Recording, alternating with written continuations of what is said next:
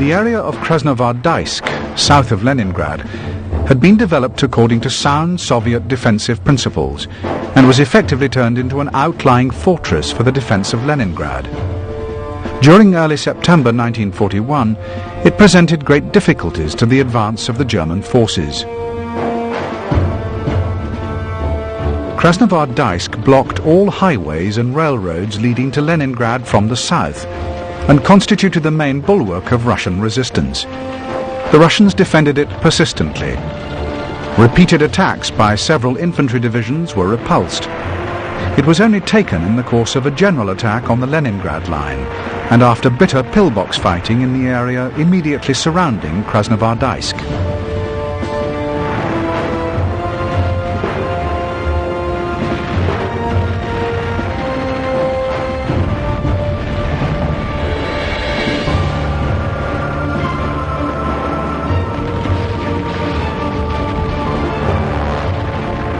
Only the flexible leadership of battle-tested armoured forces, attacking with great vigour, made it possible to overcome the defence zones which had been set up with a sound knowledge of the latest defence techniques.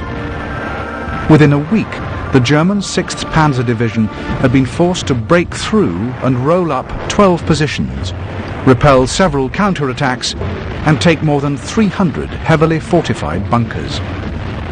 Like all German operations in Russia, from an early stage it became apparent to the commanders, to the troops, to the High Command, that the task they had taken on, and the tasks they may have to take on, were beginning to exceed by far the resources to hand.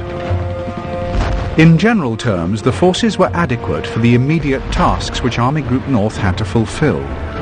It was a very accomplished command, and it did manage to achieve what Hitler ordered to be done, which was to seize the Baltic states, establishing them as a base for further operations in Russia, and move right up to Leningrad.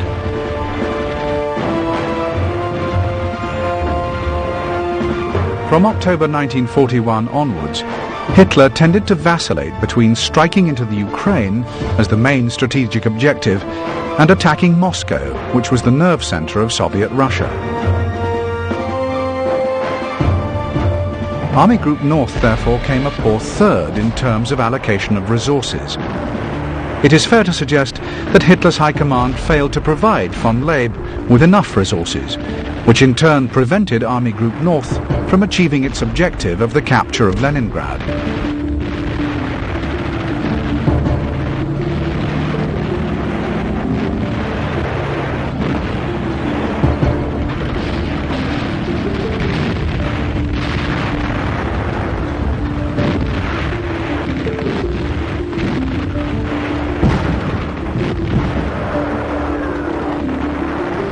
In the north, the fighting for the Stalin Line proved to be an attritional nightmare, with German casualties soon mounting to First World War levels.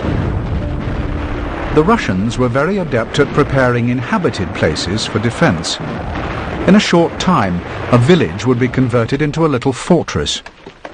Wooden houses had well-camouflaged gun ports almost flush with the floor. Their interiors were reinforced with sandbags or earth. Observation slots were cut into roofs, and bunkers built into floors, and connected with adjacent houses or outside defences by narrow trenches.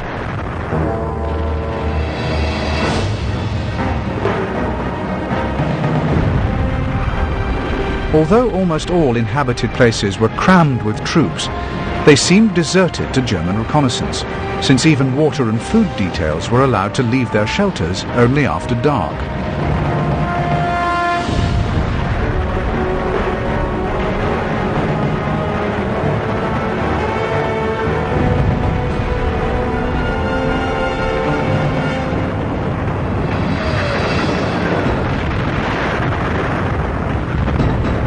The Russians blocked approach routes with well-camouflaged anti-tank guns, or dug-in tanks.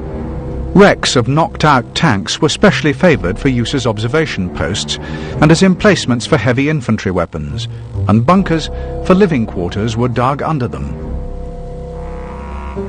Permanent structures destroyed by artillery fire or aerial bombs were utilised as defence points. The ruins hid weapons and served to strengthen the underlying bunkers. even the heaviest shelling would not drive the Russians from these positions. They could only be dislodged with hand grenades or flamethrowers in costly hand-to-hand fighting. The Russians, when they did retreat, frequently burned or blasted buildings suitable for housing command posts or other important military installations.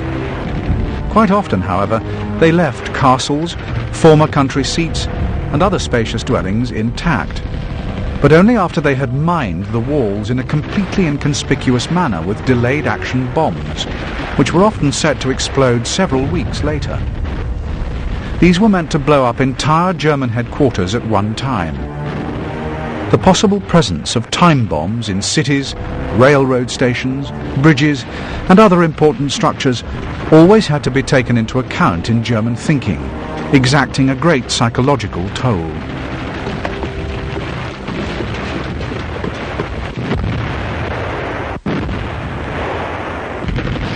Entirely new to the Germans was the Russian use of forest fires as a hot weather weapon.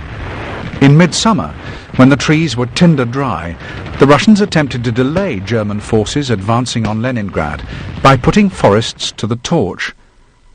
Not only the physical, but the psychological impact of such fires was severe. The crackling of the burning trees, the acrid grey-black smoke, the increasingly unbearable heat, and the feeling of uncertainty put troops under a severe strain.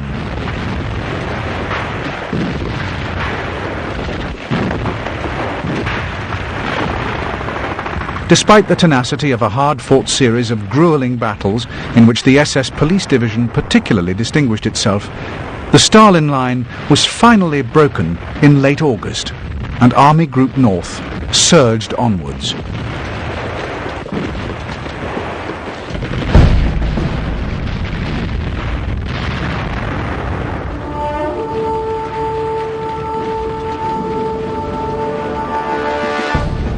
On the Baltic front, von Leeb's Army Group North had captured the city of Novgorod, a vital target in the approach to Leningrad. The beleaguered defenders of Novoguch had fought to the death, but this resistance too had been in vain. The Germans had discovered the city's defensive plans on the corpse of a Soviet officer.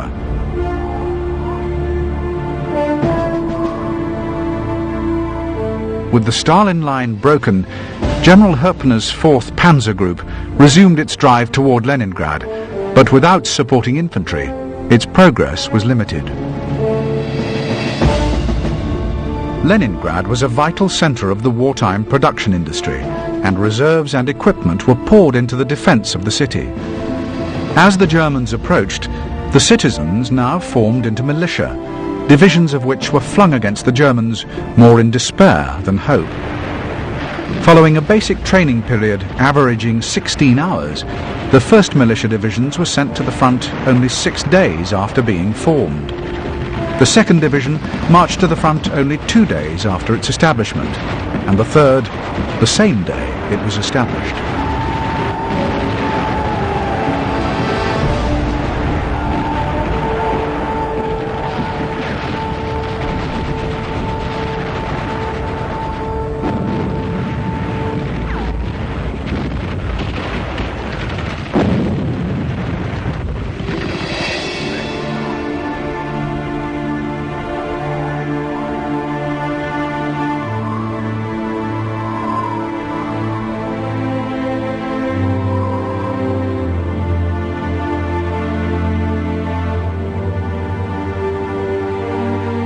Nonetheless, some Russian civilians obviously felt caught between two fires.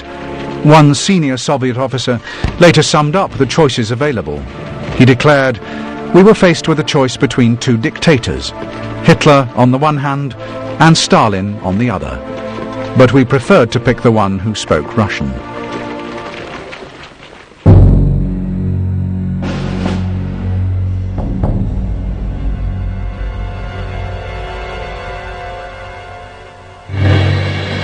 An ominous development for the Germans at this point was the appearance on the battlefield of the Russian medium T-34 tank and the heavy KV-1.